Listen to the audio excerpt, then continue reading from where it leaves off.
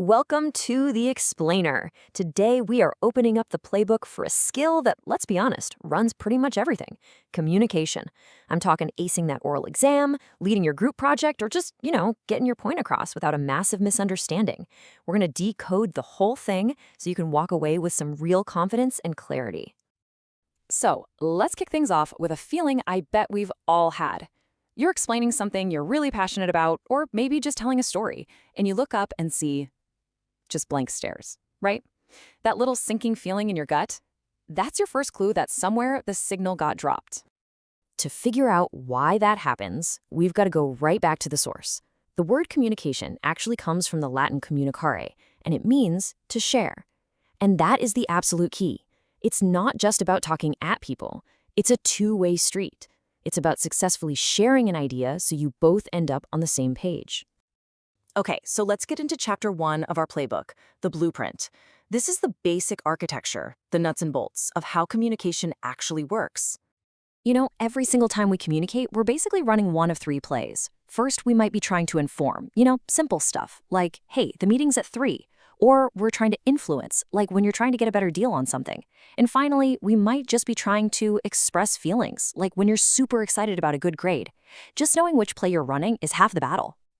So, if it's that simple, why do our messages get so scrambled all the time? How does a perfectly clear thought in our head turn into just static for the other person? Well, it's because our messages have to navigate this obstacle course of barriers. There's the obvious one, language. Maybe you're using technical jargon that your friend just doesn't get. But then you've got things like past experiences clouding someone's judgment, or your own feelings getting in the way. Heck, even a noisy environment, like trying to talk on a busy street, can completely wreck your message. All right, so knowing the barriers is a huge step. But now we need to talk about the actual channels we use to try and push our messages through all that noise. Turns out we've got 3 main channels we can use. First, there's the verbal channel. That's just the words you say. Simple enough.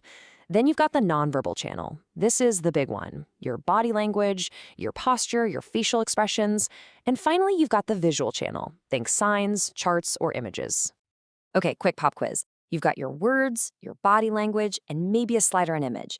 If you're in, say, an oral exam, which one of those do you think has the biggest impact on the person listening? What carries the most weight? Just take a guess. And the answer might actually shock you. Get this. In face-to-face communication, your actual words only account for about 7% of the impact. 7! A whopping 93% comes from your nonverbal cues, your tone of voice, and even more so, your body language and expressions. So what's the big takeaway here, especially for your next presentation or a big interview? It's that how you say something is way, way more important than what you're actually saying. Your confidence, your tone, the way you make eye contact, that's what really sells the message. That's what people remember. Okay, so how do we get our words and our body language to work together? Well, here's an awesome toolkit for you, the 7 C's of communication. Seriously, think of this as a little checklist. Before you hit send on that email or walk into a room, just ask yourself, is this message clear? Is it concise? Is it concrete with real facts? And hey, is it courteous? Nailing these is an absolute game changer. And that brings us to the final piece of the playbook. We've talked about the what and the how, but now we've got to talk about your style. This is all about the mindset you bring to the table. Generally, people kind of fall into a few styles. Over here, you've got the passive style. This is when you just avoid conflict, you don't really speak up, and it kind of eats away at your confidence. Then, on the complete opposite end, you have the aggressive style. All about winning, shouting people down, which, surprise, surprise, just makes people angry. And then there's that tricky passive-aggressive style, which just makes everyone feel bad. But the goal, the place we all want to be, is the assertive style. Now, this isn't about being a jerk. It's about being confident enough to express yourself while also respecting and actually listening to the other person. It is the only way to get a real win-win. And look, becoming more assertive isn't some big personality transplant. It's a skill, and you can build it. It starts with simple actions. Speak a little slower and clearer, be honest about what you need, and, this is a big one, really listen when others talk. But maybe the most powerful skill of all, learning how to say no.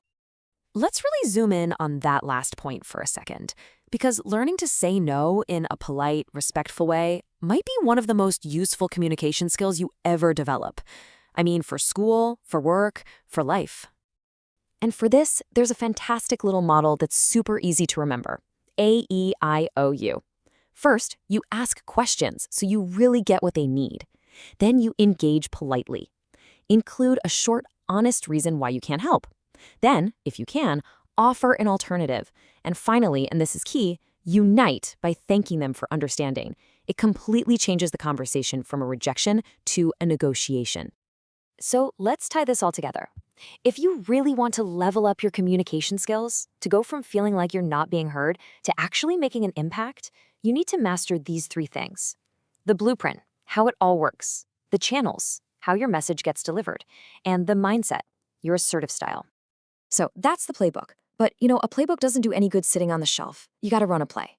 So I want you to think back to those barriers we talked about earlier. What's just one of them that you're gonna consciously work on breaking down this week? Because getting this right isn't just about grades, it's about making sure your ideas and your voice are actually heard.